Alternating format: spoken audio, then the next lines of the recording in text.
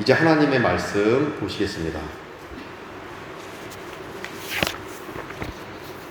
하나님의 말씀은 창세기 50장 15절부터 21절까지 말씀입니다. 제가 한국어로 읽고 린다 목사님이 인니어로 읽으시겠습니다. 하나님의 말씀을 경청하시겠습니다. 요셉의 형제들이 그들의 아버지가 죽었음을 보고 말하되 요셉이 혹시 우리를 미워하여 우리가 그에게 행한 모든 악을 다 갚지나 아니할까 하고 요셉에게 말을 전하여 이르되 당신의 아버지가 돌아가시기 전에 명령하여 이르시기를 너희는 이같이 요셉에게 이르라 내 형들이 내게 악을 행하였을지라도 이제 바라건대 그들의 허물과 죄를 용서하라 하셨나니 당신 아버지의 하나님의 종들인 우리 죄를 이제 용서하소서 하며 요셉이 그들이 그에게 하는 말을 들을 때에 울었더라. 그의 형들이 또 친히 와서 요셉의 앞에 엎드려 이르되 우리는 당신의 종들이니이다. 요셉이 그들에게 이르되 두려워하지 마소서 내가 하나님을 대신하리이까. 당신들은 나를 해하려 하였으나 하나님은 그것을 선으로 바꾸사 오늘과 같이 많은 백성의 생명을 구원하게 하시려 하셨나니 당신들은 두려워하지 마소서 내가 당신들과 당신들의 자녀를 기르리이다 하고 그들을 간곡한 말로 위로하였더라. 아멘.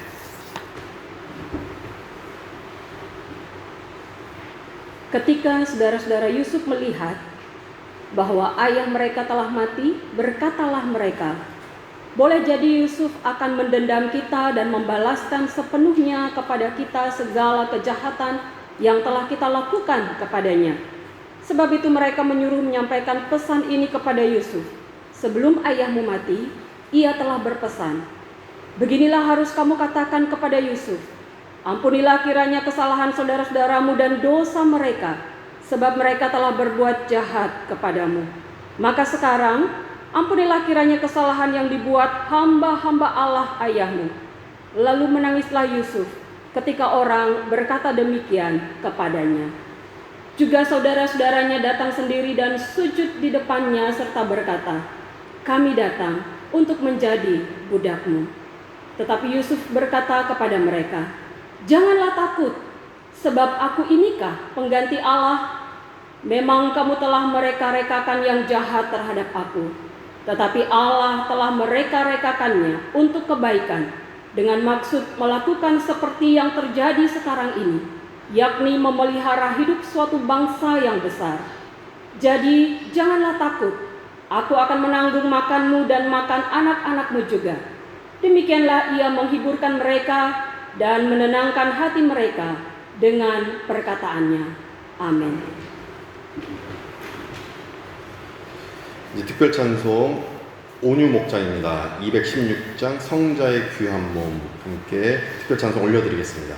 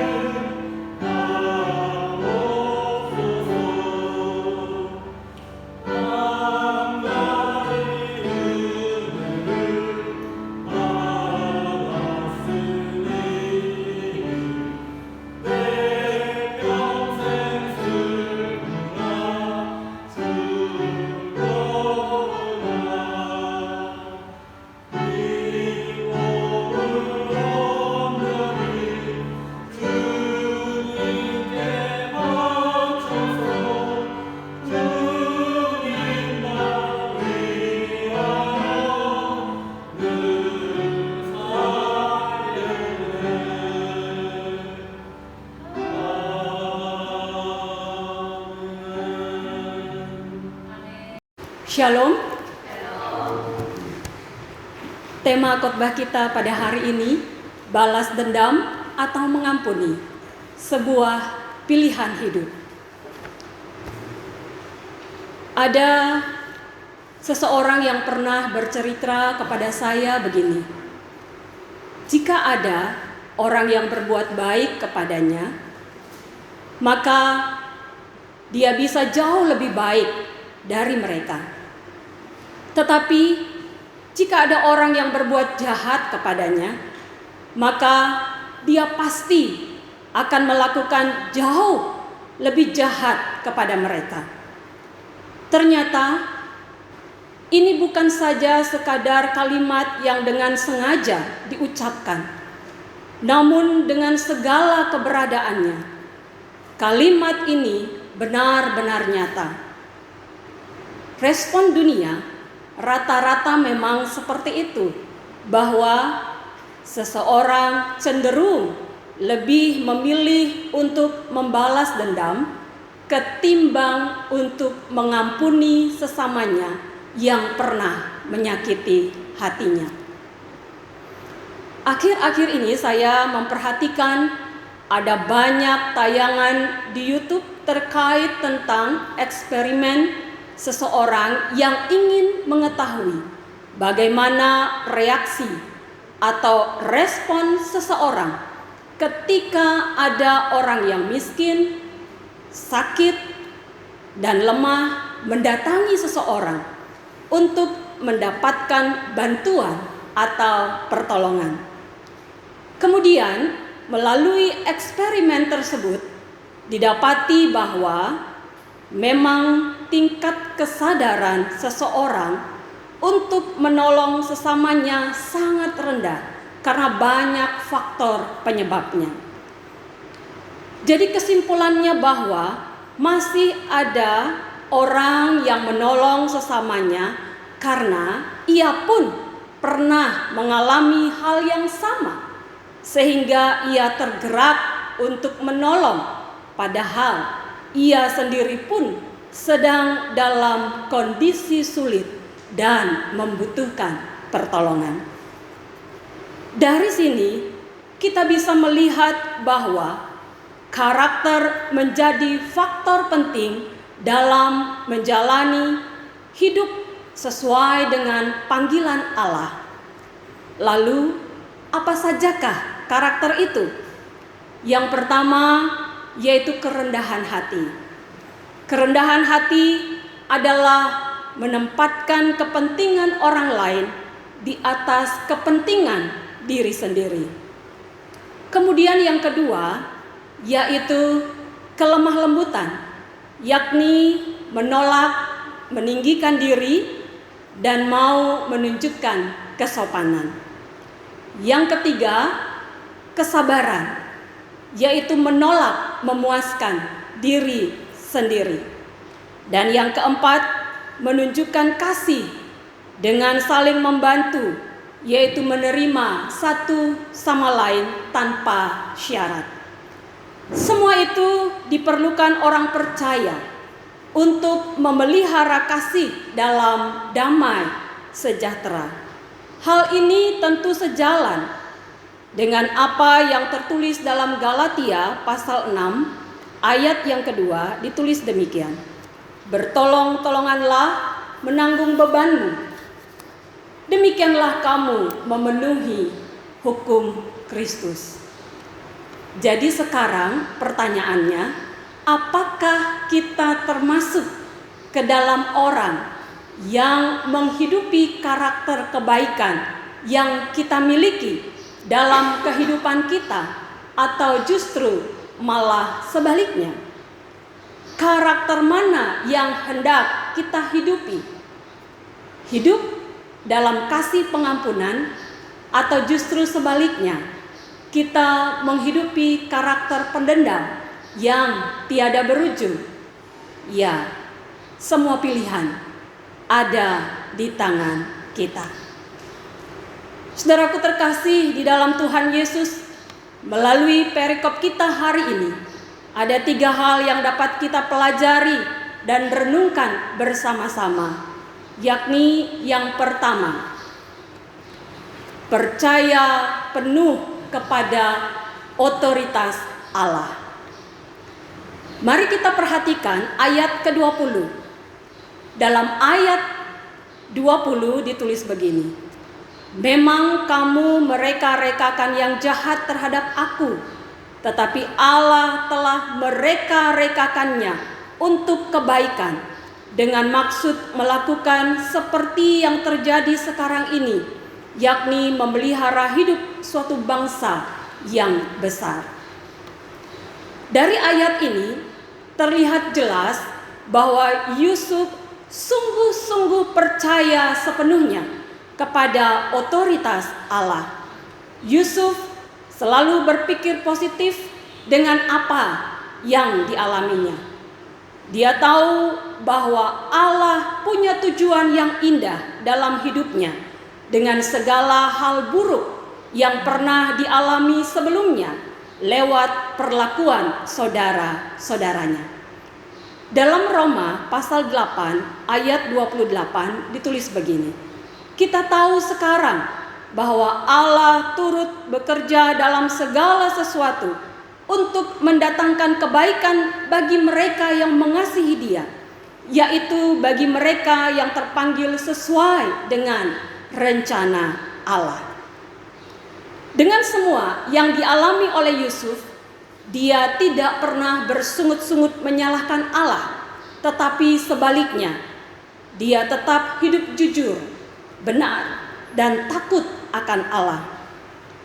Yusuf sungguh yakin bahwa Allah yang disembahnya pasti akan menolongnya dan akan selalu memberikan yang terbaik kepadanya. Dan memang terbukti bahwa penyertaan Allah sempurna dalam hidupnya ketika dia bersedia menjalani semuanya dengan hati ikhlas, tetap percaya dan berserah penuh hanya kepada kehendak Allah. Ini artinya Yusuf menghidupi karakter baik dalam kehidupannya. Dalam kitab Yesaya pasal 55 ayat 8 dan 9 ditulis begini, sebab rancanganku bukanlah rancanganmu, dan jalanmu bukanlah jalanku. Demikianlah firman Tuhan. Seperti tingginya langit dari bumi, demikianlah tingginya jalanku dari jalanmu, dan rancanganku dari rancanganmu. Bagaimana sikap kita ketika suatu hal buruk menurut pandangan kita terjadi dalam kehidupan kita? Apakah kita akan bersungut-sungut menyalahkan Allah, atau sebaliknya kita tetap percaya dan yakin bahwa Allah punya rencana yang indah bagi kehidupan kita? Sebab Pengkhotbah 3 ayat 11 berkata, Ia membuat segala sesuatu indah pada waktunya, bahkan Ia memberikan kekekalan dalam hati mereka. Tetapi manusia tidak dapat menyelami pekerjaan yang dilakukan Allah dari awal sampai akhir. Hal yang kedua, memiliki kasih Kristus. Saudaraku terkasih di dalam Tuhan Yesus, di dalam ayat 15 sampai 18 diceritakan bahwa setelah Yakub, ayah Yusuf meninggal dunia, saudara-saudaranya berpikir bahwa bisa jadi Yusuf akan mendendam dan membalas kejahatan yang pernah mereka lakukan terhadap Yusuf, sehingga saudara-saudaranya menyuruh orang untuk menyampaikan pesan wasiat bahwa sebelum Yakub meninggal, dia telah berpesan agar Yusuf mengampuni kesalahan dan dosa saudara-saudaranya. Bahkan saudara-saudaranya pun datang sendiri dan sujud di depan Yusuf serta berkata, "Kami datang untuk menjadi budakmu." Tetapi di ayat ke-19 Yusuf berkata, "Janganlah takut, sebab aku inikah pengganti Allah?" Kata "jangan takut" yang diucapkan oleh Yusuf menegaskan bahwa Yusuf mau menenangkan hati saudara-saudaranya yang ketakutan karena rasa bersalah di masa yang lalu terhadap Yusuf. Yusuf juga mau mengatakan bahwa dia tidak mungkin melakukan hal yang jahat terhadap saudara-saudaranya walaupun ayah mereka sudah meninggal, sebab Yusuf pribadi yang takut akan Tuhan dan Yusuf sadar bahwa kekuasaan dan jabatan yang dia miliki saat itu adalah karena kasih karunia Tuhan semata. Yusuf adalah pribadi yang memiliki kasih Kristus. Seseorang yang memiliki kasih Kristus pasti bersedia mengampuni dan tidak akan menuntut balas, sebab dia memahami bahwa pembalasan adalah haknya Tuhan. Roma 12 ayat 17 sampai ayat 21 berkata begini, "Janganlah membalas kejahatan dengan kejahatan. Lakukanlah apa yang baik bagi semua orang. Sedapat-dapatnya, kalau hal itu bergantung padamu, hiduplah dalam perdamaian dengan semua orang." Saudara-saudaraku yang kekasih, janganlah kamu sendiri menuntut pembalasan, tetapi berilah tempat kepada murka Allah, sebab ada tertulis, "Pembalasan itu adalah hakku. Akulah yang akan menuntut pembalasan, firman Tuhan. Tetapi jika seterumu lapar, berilah dia makan. Jika ia haus, berilah dia minum. Dengan berbuat demikian, kamu menumpukan bara api di atas kepalanya. Janganlah kamu kalah terhadap kejahatan, tetapi kalahkanlah kejahatan dengan kebaikan." Memiliki kasih Kristus itu artinya bahwa kita boleh membenci kejahatan yang dilakukan seseorang terhadap kita, tetapi kita tidak boleh membenci orangnya. Bahkan kita tidak boleh punya pikiran, hasrat, niat, atau keinginan untuk membalas dendam terhadap orang itu. Justru sebaliknya, kita harus mendoakannya, tetap merangkul dengan kasih, dan tetap melakukan kebaikan agar orang tersebut dapat bertobat dan kembali kepada jalan Tuhan. Pertanyaan untuk kita renungkan secara pribadi adalah, apakah kita sudah memiliki kasih Kristus selama ini? Hal yang ketiga, bersedia menolong. Saudaraku terkasih di dalam Tuhan Yesus, fakta membuktikan bahwa kebanyakan orang bersedia menolong seseorang jika orang tersebut satu iman dengannya, satu suku atau satu daerah dengannya, satu level atau sederajat dengannya, masih ada hubungan kerabat atau keluarga dengannya, sahabat atau teman dekatnya, orang yang baik dengannya, atau orang yang pernah berjasa dalam kehidupannya. Selanjutnya, fakta juga membuktikan bahwa seandainya orang itu seiman, satu suku atau daerah, satu level atau sederajat, masih ada hubungan kerabat atau keluarga, sahabat atau teman dekat, orang yang baik dan pernah berjasa dalam kehidupan seseorang, tetapi jika mereka pernah berbuat hal yang jahat, maka akan sulit untuk dia menerima pertolongan di saat membutuhkan. Bahkan fakta juga membuktikan bahwa ada juga orang-orang yang suka pilih-pilih untuk menolong sesamanya. Melalui kisah Yusuf hari ini, kita mendapat pelajaran yang berharga bahwa Yusuf bersedia menolong saudara-saudaranya dan keluarga mereka walaupun saudara-saudaranya pernah melakukan kejahatan terhadapnya di masa lalu. Yusuf tidak mendendam dan tidak membalas dengan melakukan kejahatan kepada mereka, sekalipun dia bisa melakukannya karena dia memiliki kekuasaan dan jabatan yang tinggi pada waktu itu untuk melakukan apapun yang ingin dia lakukan. Sungguh Yusuf mau menghidupi karakter baik, yaitu karakter akan pengenalannya terhadap Tuhan. Lagi-lagi di ayat 20 Yusuf berkata, "Jadi janganlah takut, aku akan menanggung makanmu dan makan anak-anakmu juga." Demikianlah ia menghibur mereka dan menenangkan hati mereka dengan perkataannya. Seiring dengan itu, perubahan terjadi setiap kali kita membuka diri untuk melihat pengalaman orang lain, memandang jauh melampaui sudut pandang kita sendiri, dan memperhatikan penderitaan, ketakutan, atau harapan yang dirasakan oleh sesama kita.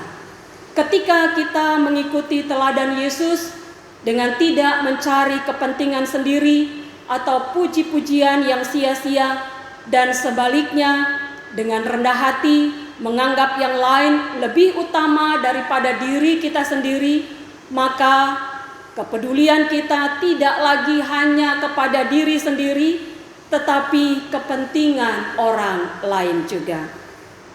Dengan sudut pandang yang telah berubah itu, kita menumbuhkan rasa belas kasihan kepada orang lain. Lalu, bagaimana dengan kehidupan kita selama ini? Apakah kita orang yang bersedia menolong karena menyadari kita sudah ditolong oleh Tuhan terlebih dahulu, sehingga kita bersedia menolong orang lain tanpa pamrih? Atau sebaliknya, kita adalah orang yang mau menolong sesama kita jika hal itu menguntungkan kita dan karena alasan-alasan tertentu yang menjadi standar hidup kita. Saudaraku terkasih di dalam Tuhan Yesus, dalam Alkitab ada diceritakan tentang seorang budak yang bernama Onesimus yang telah melarikan diri setelah mencuri uang atau barang milik tuannya yang bernama Filemon. Dalam pelariannya, Onesimus bertemu dengan Rasul Paulus di dalam penjara, dan Rasul Paulus memberitakan Injil kepada Onesimus sehingga dia bertobat dan membantu pelayanan Rasul Paulus. Akhirnya Rasul Paulus mengirim Onesimus kembali kepada tuannya, yakni Filemon, agar permasalahan di antara mereka berdua dapat diselesaikan dengan baik. Dengan rasa takut, Onesimus bersedia datang kepada tuannya sambil membawa sebuah surat yang ditulis oleh Rasul Paulus. Surat Filemon hanya ada satu pasal dengan 25 ayat, dan dalam waktu kurang dari 3 menit kita bisa habis membacanya. Dalam surat Filemon diceritakan bahwa Rasul Paulus meminta Filemon untuk menerima Onesimus bukan lagi sebagai hamba, tetapi sebagai saudara yang kekasih yang dulunya tidak berguna, tetapi sekarang sangat berguna. Dan Rasul Paulus juga menegaskan bahwa jika ada utang atau kerugian yang disebabkan oleh Onesimus, Rasul Paulus bersedia untuk membayarnya. Bahkan Rasul Paulus menjamin bahwa kehidupan Onesimus sudah berubah 180 derajat. Kisah Onesimus mirip dengan kisah Yusuf. Hanya saja kalau kisah Onesimus dia yang berbuat jahat dan memerlukan pengampunan dari Filemon. Sedangkan kisah Yusuf dia yang mengalami tindak kejahatan tetapi ia bersedia untuk mengampuni kesalahan saudara-saudaranya. Bagaimana sikap kita ketika diminta untuk memberikan pengampunan, bahkan perlakuan yang lebih layak kepada seseorang yang pernah melakukan perbuatan jahat atau tidak baik kepada kita? Jika Allah berkenan mengampuni kita dari segala dosa dan pelanggaran kita melalui karya pengorbanan Kristus di atas kayu salib, alangkah sangat baik jika kita juga bersedia memberikan pengampunan kepada orang yang pernah berbuat salah kepada kita. Demikianlah kita yang menjadi umat kepunyaan Allah yang penuh anugerah didorong untuk meresponi kebaikan Sang Pemberi anugerah, sehingga kita mampu merefleksikan anugerahnya dimanapun kita terpanggil sesuai dengan rencananya. Selamat menjadi pribadi yang bersedia memilih untuk mengampuni kesalahan orang lain, baik kesalahannya yang dilakukan di masa lalu, masa kini, maupun masa yang akan datang. 아멘. 다 같이 일어나셔서 복음성과 나주님의 기쁨 되기 원하매를 부르시겠습니다.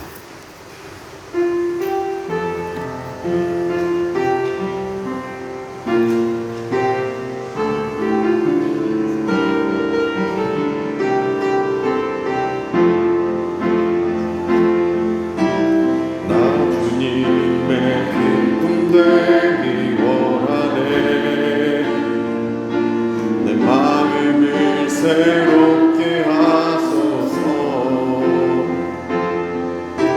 새 무대가 되게 하여 주사 주님의 빛 비추게 하소서. 내가 원하는 한 가지 주님의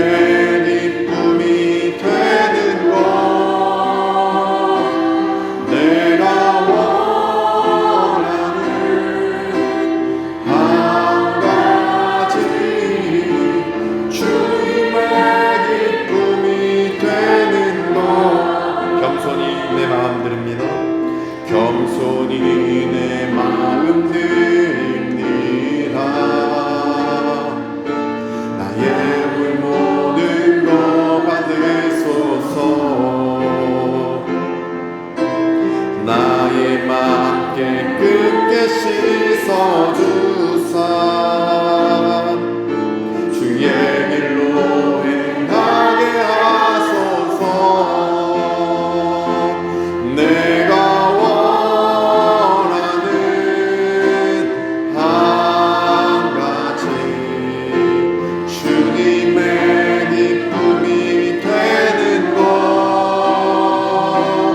내가 원하는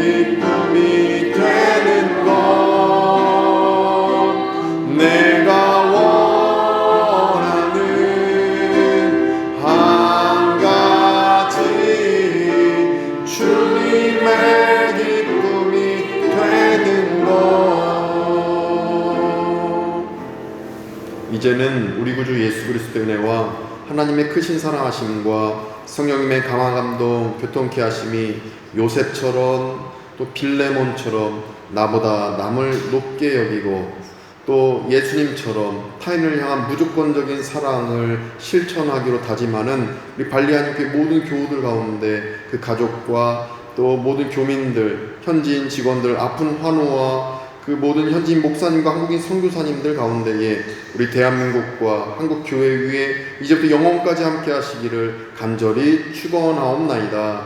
아멘.